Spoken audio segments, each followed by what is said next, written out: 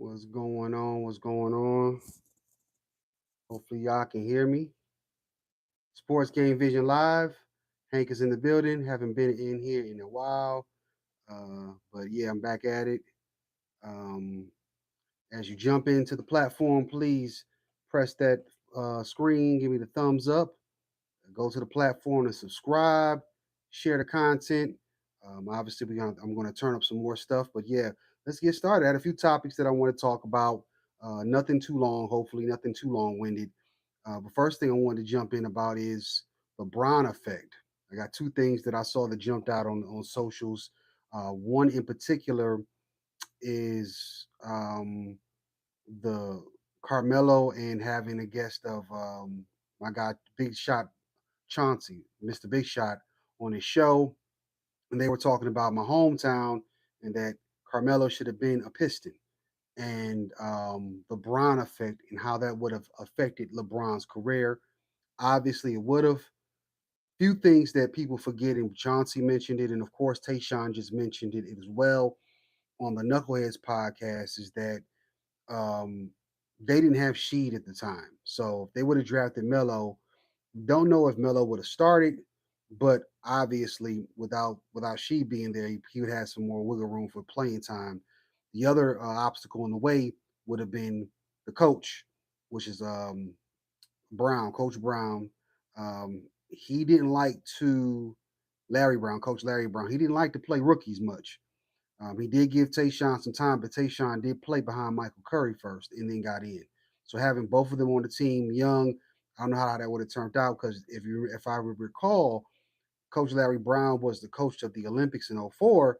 He had Bron, Wade, and Melo and didn't play them, right? So didn't play them much. So um, you see what happened there. They ended up going bronze. So with the Pistons, I don't know how that would have turned out, but do think he would have been a blockage on Bron in Cleveland. And then, of course, if they still would have been able to get Rashid, that'd have been even more dangerous. But people forget they also had Mehmet Okur. So if they don't get She, they probably resign Mehmet Okur. You got Carmelo, and you got Chauncey and Rip and Ben and Tayshawn. That'd have been a formidable lineup. Not to mention Larry Brown left after the second season. So if he had any problems with playing Melo, then um, absolutely would have uh, had more shine for him later on down the road as far as getting more playing time. Um, but with that being said, uh, I always say David Stern is the reason why he didn't go to Detroit. He made that phone call to Joe. It was like, hey, no. And if you would have thought about it, it would have been Melo, Bron, um, what's my name, Chris Bosh, and Wade all in the same division and same conference. So having them go out west, kind of even things out a little bit. So yeah, shout out to Melo. It'd been nice to see him as a Piston, but obviously there was some more layers to the story. Don't know if they win the chip, but definitely had a great shot. It would have caused disruption. As far as the other Bron effect that I wanted to talk about was my guy um, DeMar DeRozan came out and said the 2019 team would have won a championship had he stayed there because Bron left and went to Hollywood, right? So I don't know, man. I think that team, obviously they still would have been good. They were a good team together, very good team. They obviously couldn't get past Bron, but that team needed something. It was missing something, and of course, having a champion and a Finals MVP, and the guy that was coming to become one of the best players in the league, in our guy the Claw in San Antonio at the time, Kawhi made that team even stronger, a favorite to get to the finals, and they lucked up and got that championship. Um, and just to take it back a little bit, the Pistons got a championship in their previous Brown effect. Miami got a championship in the previous Brown effect. Sorry, not Miami. Yeah, Miami. Miami got a championship. Detroit got a championship. Cleveland ends up getting a championship. And then, of course, Toronto, fast forward, gets the championship here when Bron leaves. But yeah, I don't know. I think even if with Bron leaving, Demar in Toronto was going to need more help in order to get through. Because think about it. Let's take it back to Jordan. When Jordan left and retired, and it was that shortened season. Was it 98, 99, 2000, around that time, wherever that year was, and San Antonio ended up winning the championship. Indiana was supposed to be in the finals. That was the go-to team, right? So you could think about Toronto the same way. Everyone's saying, well, LeBron's gone, they should be able to go easy. No, who made it to the finals that year? New York, my other hometown, made it to the finals, and then Indiana didn't make it. So it wasn't a guarantee that it was going to happen. Of course, at that point in time, you got to fight the mental struggles of we always get this far. Can we do it? Are we going to be able to do it? And you might get hit in the mouth by a team that's surging at the time and knocks you out of place, out of placement where you feel you should be.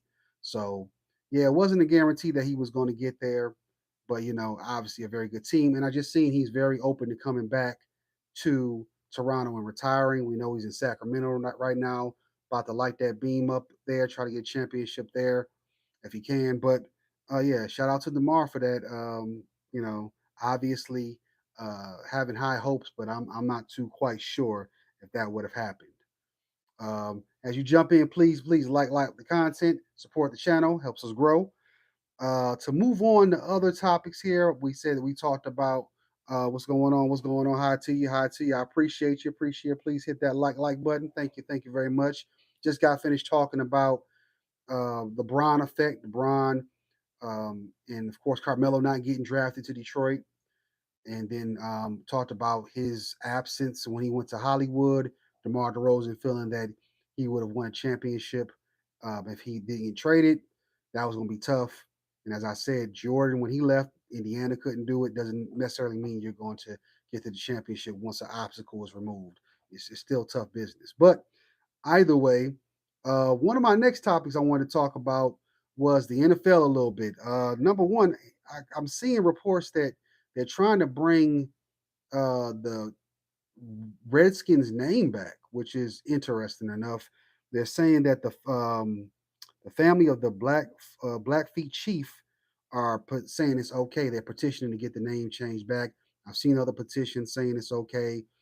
Um, it's interesting, especially after the whole Black Lives Matters and the cancel culture situation that happened during the pandemic. That they're gonna, people are fighting to get the name back. And then, but I kept hearing the Native American community saying it wasn't offensive to them. So we'll see what happens. A lot of people did not want to change that name, so we'll see what happens soon. It'll be interesting if they do bring it back. The other interesting thing that I've seen about the NFL, besides the game coming on tonight, check that out, is that the NFL is also trying to add more games. Man, it's like they're trying to have it on every day. They said the Labor Day weekend they will have it on, trying to get it where it's like Thursday, Friday, Saturday, Sunday, and Monday. But they're putting games on everywhere. In a minute, NFL will be on every day. They're blocking Friday night lights. They're blocking Saturday games with college. They're getting in the way of them. But I blame it on ESPN because they started it kind of with the college experience. They started putting on games on Wednesdays and Tuesdays and Thursdays. So NFL is the bigger bag. They're trying to uh, broaden their horizons and give people really what they want, be able to watch whenever they like and however they like. So with the new streaming environment going on, the new platforms, and them being on everything, it just makes everything easier for the fans.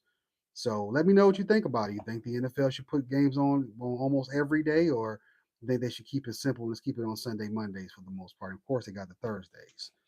Um, the next thing I wanted to touch on briefly was the whole Shannon Sharp debacle. Don't want to touch on it too much.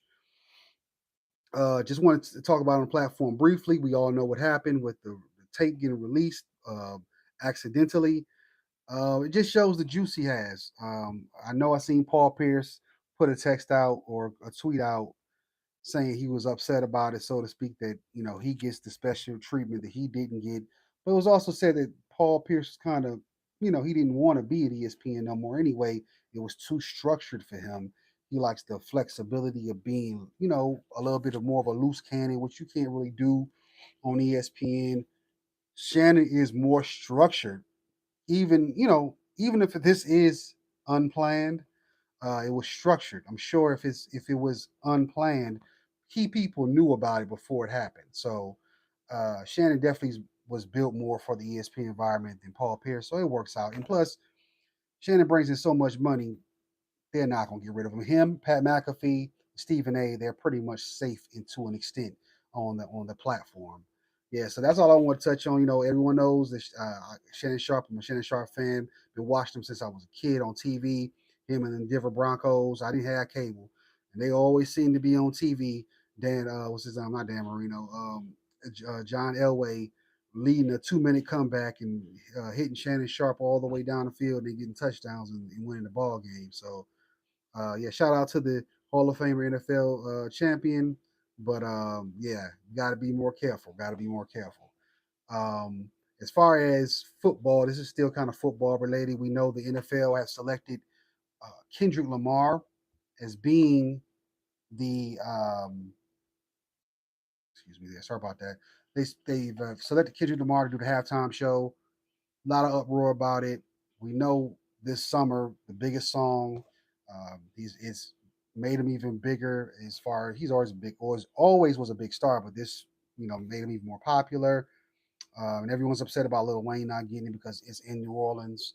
And I always forget about this too. What about Cash Money? What about the the No Limit Soldiers? All that is part of the New Orleans experience as well. And yeah, I think there's a lot of factors that go involved in it. But Kendrick is hot right now. I think that's why they selected him. But he's probably going. I know he's probably bringing at least Lil Wayne out. If you're online and you've watched Kendrick talk about Wayne, he's even when Wayne was talking about retiring, he came out with like a tribute video talking about how he inspired him with his rhyme patterns and style. So he's going to bring Wayne out for sure. I'm not sure how much of the other artists he's going to bring out, but I'm sure he's bringing Wayne out to perform on stage with him, at least a couple of songs. So yeah, everyone shouldn't get too upset. I'm sure Kendrick's going to do something with Wayne on stage. Um, Wanted to touch on a couple other things, which is WWE related. I don't know if you guys are watching Raw right now, but with I'm looking at this AEW thing, and WWE is petty. They're real, real petty. They're going after AEW real hard. I believe AEW is a needed entity in professional wrestling, and they need the secondary company to put pressure on the top dog to continue to put out good products. But it's funny that their former star went over there in Mercedes Monet, who's former Sasha Banks in WWE. They met her and Megan Thee Stallion met up, and I do remember that. And I forgot they were in Japan or something doing the Crunchyroll Anime Awards, and they were supposed to link up and do something in AEW. And Mercedes made it public. Then all of a sudden, WWE's new theme song for SmackDown is done by um, Megan Thee Stallion. So they real petty. You see, they went to London. They're trying to lock up London because that's where AEW does their All In or All Out, one of the two. They do one of those over in London. WWE's trying to do WrestleMania over there. They're booking different shows on dates that the AEW does their shows on. They're being real petty. But it's competition. You got to step your game up when things like that happen. And it's up to Tony to make the adjustments. To block some things. And of course, the talent. Don't say things publicly if you really want them to happen because WWE is going to try to snatch it up and take your idea at the time because they're in competition with AEW. So yeah, I thought that was pretty hilarious that they snatched Megan Thee Stallion out of AEW's hand with Mercedes Monet. Another angle I was talking about is thinking of was I see an article talking about Kurt Angle was thinking about maybe being the manager for American Made. I don't necessarily think that's a needed thing. We'd love to see Kurt Angle back on screen. I think he would have been a great manager when Chad and Jordan were a team in WWE before Jordan went to the backstage for injuries. But right now, Chad is pretty over. As far as the talent, they really need you to put a belt on him and make him even more official. But if anything, if they do bring him back with the American Made faction, I guess it would have to be a dynamic where, uh, Kurt Angle would be like, I forgot the Sith Lord, and then Chad would be like Darth Vader, sort of that relationship. He's getting a little bit of extreme mentorship, but not a lot of like extra hands on things only when it's needed. Yeah, he just be on screen for viewing pleasure, so to speak, because we got love for Kurt Angle. But thought that was interesting. What you guys think? Let me know in the comment section on all this stuff, and thank you for liking, and share, subscribe to the channel. Sports Game Vision. Keeping it WWE. I seen other things. Now this is very interesting. We know that Vince McMahon is no longer the owner or ruling the company.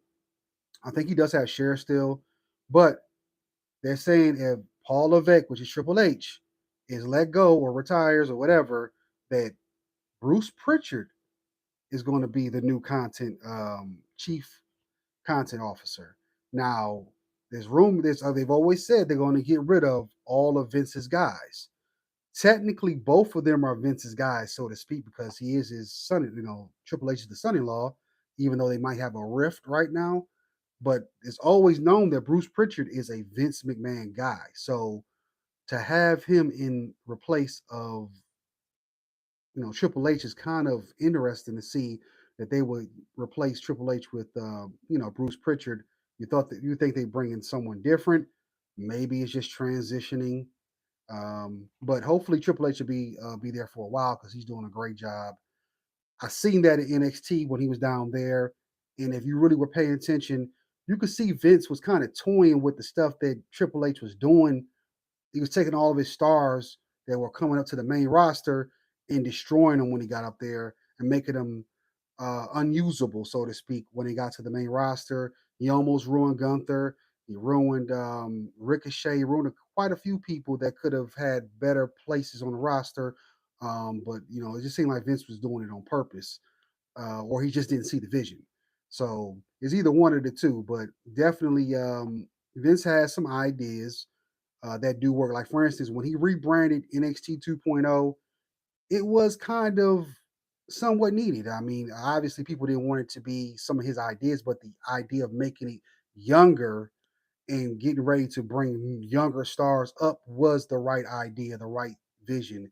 It was just probably the way Vince was going to handle it that everybody was like, no, no, no, no. But it was the right idea to make it younger so the next crop can last longer in the company as long as they stay healthy. So he didn't have too many bad. I mean, he didn't have all bad ideas, but it did seem like he was trying to sabotage some of Triple H's ideas and talent. But hopefully, Triple H stays in that seat for a while. I don't know how what Bruce Pritchard is going to do. I've heard quite a bit, like 50-50 on him for from talent and whoever about whether they like him or not. And Triple H is pretty much, as far as being the head of creative, most people have pretty good things to say about him. So we'll see what happens. Did you know that Raw is going to be 2 hours to the end of the year? It's going to go back to three when what is it? Netflix gets it back. So they're probably going to try to pay some bills a little bit. Really don't need to pay no bills when they get the subscriptions, but hopefully they do something good with that third hour because it is kind of long and they probably need to shorten it. 2 hours is pretty good. SmackDown goes by very well. NXT goes by very well. And even if you watch AEW for the most part, when they do Dynamite, it flies by pretty well. So 2 hours to me is the best. But if you're going to do three, you got to have some fire coming out when you go back to Netflix. I think I touched on everything I really wanted to talk about on here, guys. From what I can see here, do I talk about? Oh, Mike Tyson. That was what I really want to touch on. Man, I'm a Mike Tyson fan. I grew up watching him. He was that guy. I know how great he was. And I see his ups and downs, downfall and everything like that. And I was excited to see this. Excuse me, excited to see this comeback. But Mike then got sick quite a few times. The was it the ulcer? And then he's had some other stuff that went on. He said online he's been fighting through. And even when you looked on camera, he didn't seem like he was full of energy. And I know when he's leading up to even with the Roy Jones fight, he had more energy. I'm hoping this is a protected exhibition. and they're really going out there and just sparring pretty much, not knocking each other out. We already heard rumors that Jake Paul has it ironclad on his side. Hopefully, it's ironclad on Mike's side, that he's not going to be truly pretty much trying to knock Mike out, and they can just do an exhibition, spar around, take some pictures, and be an even draw or whatever, and then they go on about their business and get their money. Because really, this is a money grab for Netflix getting to the sports arena. We know they got the NFL now. I'm not sure. Did they get the NBA? But either way, they're bringing more sports in. So don't want to see Mike get hurt for real. And I hope that he's protected. Otherwise, cancel this fight. Well, they got other ones. They got Serrano, other real fights going on. Just don't want to see Mike really get hurt. I know he's a champ. I know he can knock most people out if he wanted to. The muscle memory as far as punching is not there. It's just the stamina and taking the punch is what I'm worried about. It's a 30-year gap, and that does mean something. We know that these boxers are all taking something. I'm sure Paul, Jake has taken something. Even the guys in the, all these other WBA, WBC, IBF, they got the snack program, which is headed by Victor Conti, a guy that got arrested for making illegal substances, but then was able to be brought in to make accepted substances for athletes, and they're using that in the boxing arena right now. So ain't no telling what Jake's on. Even Mike, he's been accused of taking stuff in the past as well.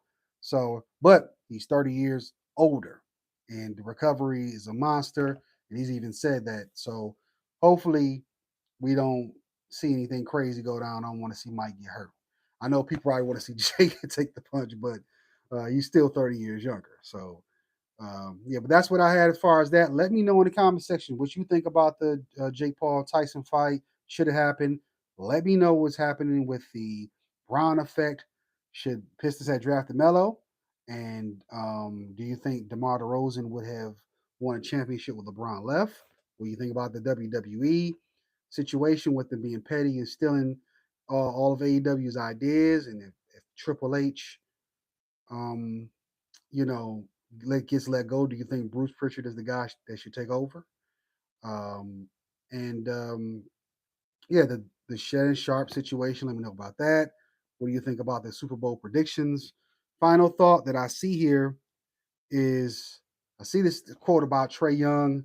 He said if he was 6'8", he feel like he'd be the best player in the game. And honestly, I'm gonna say that he definitely be higher up. Height does help, and with the skill set he already has, you translate that with being taller, more athletic, or whatever. He'd be a monster in the league. Um, and then I remember my favorite player of all time, Isaiah Thomas. His head coach Chuck Daly said in his inductory in the Hall of Fame said if he was just about 4 or 5 inches taller, he'd be the greatest player of all time. The heart and determination and Trey's got clutch in his genes. Well, I've seen that already. So you give him some more flexibility to put it on him, he'd be dangerous. So I can somewhat agree with that. But you let me know what you think about it, guys. That's all I got for today. Said I wasn't going to hold you long. Thank you for joining me. Like, share, and she'll come back to Sports Game Vision. We have more content coming soon. And shout out to my Lakerland family. Go to that platform and subscribe there as well. I'll see you later. Peace.